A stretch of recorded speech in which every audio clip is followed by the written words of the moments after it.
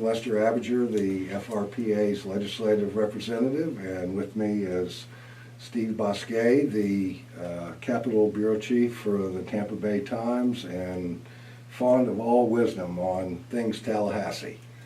We're delighted to give you what we hope will be an insightful preview of the 2017 session of the Florida Legislature. Steve and I were talking the other day to prepare for this, and he said to me, make no plans for June. Now, just to remind our audience, the legislative session is in March and April for 60 days. So why did you tell me to make no plans for June? Because we may be here a while. There's an expression in life, you've heard it, can't we all just get along? They can't all just get along in Tallahassee. We're seeing an unusual amount of friction and strife here among Republicans, between Republicans, before the start of the session. I'll boil it down. Sure. And say that you've got a Speaker of the House from Pasco County, Richard Corcoran, who, what he would describe as principled, governing other people see as inflexible to some. Right. He is determined to shut down and abolish Enterprise Florida and the Visit Florida, which promote jobs and promote tourism in the state using tax money. Big priorities of Governor Rick Scott. Corcoran says they're corporate welfare. Scott's priority is to continue the funding, if not increasing. Right? Absolutely, yep. Okay. And so you're on a collision course here, and of course there's going to have to be a compromise at some point, but we all know the fiscal year begins July 1st. Right. And so what we're seeing more than the usual sort of posturing, in my opinion. We're seeing people digging in on positions they're going to be clinging to for a while. Already? Yeah. And then you have the Senate President, who is very focused on two issues, Everglades restoration and enhancements of the state university system, both of which he proposes using the state's bonding authority to pay for. And why is that a problem? Well, he's got big problems too, because that involves spending more money than Corcoran wants to spend, and Corcoran's not in favor of any new bonding. Right. Nor is the governor. Nor is the governor. Bonding is borrowing, but interest rates are low. A lot of people in the financial world tell me this is not a bad time to be borrowing. It turns out, however, the university system's been borrowing hundreds of millions of dollars to build those dormitories and athletic facilities you see when you drive around the state. So we've got philosophical disagreements. Lester, my dentist, asked me the other day, he said, hey, wait a minute, aren't they all Republicans? Of course they are all Republicans, but we've got two distinct philosophies at play here within the Republican Party. Interesting. Historically, the Senate has been the more moderate force in the legislature. Do you see that continuing during this session, or is it so divisive that even that is? Yeah, no, I'd say it's still going to be the same way. The real wild card here is we've never had this many new senators at one time. I think 20 new senators. 20 new senators. A good number of whom have come over from the House.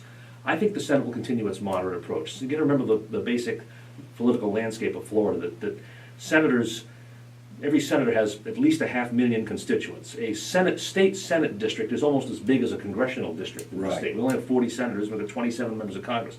So every senator has some liberals, some conservatives, some elderly, a little bit of everything. And so I think the Senate will continue to be a moderate force on a lot of issues, but we're going to have issues there, because the House is more conservative.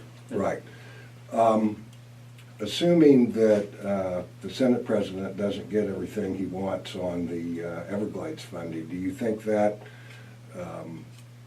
would lend credence to the idea that there might be more funding available for parks development, Florida Communities Trust, Florida Forever, some of the other traditional environmental and conservation programs? I would say yes, those programs are always important, but we are in an unusual moment here. Joe Negron, the Senate President you're speaking of, yes, has really made this a commitment. I've heard him give public speeches about this. He's been talking about this problem festering for 20 years. The Everglades. The Everglades, but he's talking about the much broader problem of the algae blooms and public Lucie beaches being shut down right. because they're so polluted.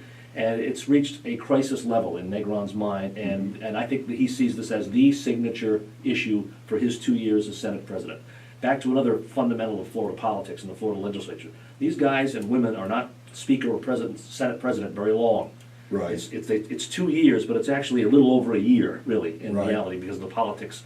And so Negron has to act quickly. Right. Yeah. Well, you broke as you mentioned before, the speaker seems really focused on Enterprise Florida, Visit Florida, these tourist promotion programs, and the tourist promotion programs at the local level, in counties and cities.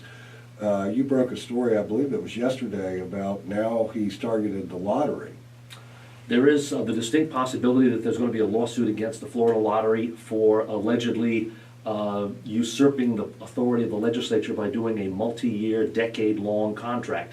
Right. We're going to see how that plays out because the legislature, the budget of this state every year has carryover programs Sure. from the year before. That doesn't strike me as being unique. I'm not a lawyer. But this is, again, I would put this in the framework of, in the context, this is another example of Richard Corcoran, the Speaker of the House, who is a former trial lawyer.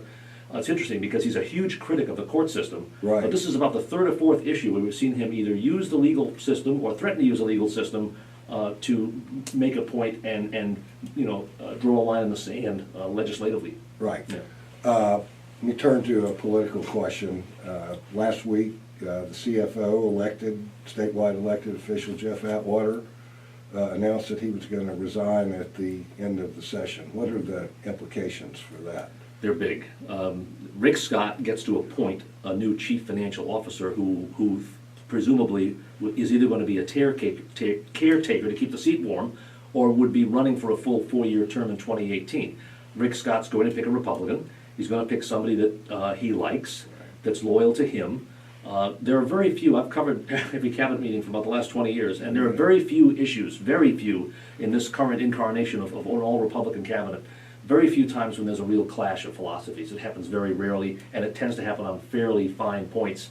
Atwater is a well-liked guy, but that job involves property insurance, the state fire marshal's office, consumer protection. Vast range of responsibilities. Hugely powerful job. And so Scott's going to pick someone he's comfortable with. We keep hearing the name Pat Neal. Pat Neal, longtime viewers will remember, he's a former senator, former legislator, who's a big real estate developer and a friend of Rick Scott's. But who knows? It's a long way off because Atwater's not going to leave till after the session's over, Right. which might be in August. Well, we end where we began, Okay, which might be absolutely. in August. Well, thank you, Steve. Sure, It's that's right. really insightful as always. Thank you very much.